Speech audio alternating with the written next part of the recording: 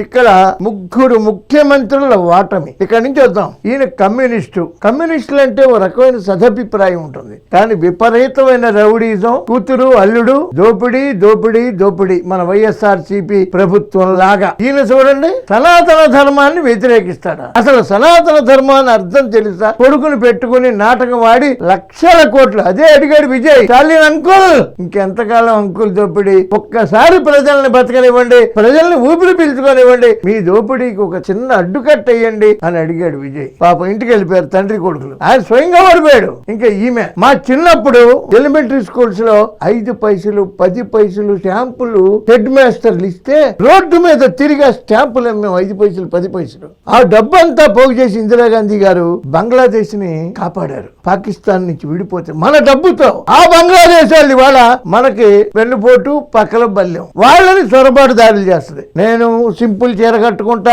Hawaii చెప్పులు వేసుకుంటా. నువ్వు హవాయి చెప్పులు వేసుకుంటే ఎందుకు? సింపుల్ గా ఉంటే బతికేందుకు? లేకపోతే నిజాయితీగా ఉంటే మాకెందుకు? దేశ సమగ్రతను దెబ్బతీస్తున్నాడు. ఇది చాలా ముప్పు, ప్రమాదకరం, భారతదేశ ఉనికికే ప్రమాదకరం. అందుకునే పంపించేశారంటే ఎవరైనా సరే సనాతన ధర్మాన్ని వ్యతిరేకించినా, అవినీతి చేసినా, దేశానికి ముప్పు కలిగించినా ఈ తీర్పు చరిత్రాత్మకం ప్రజలది.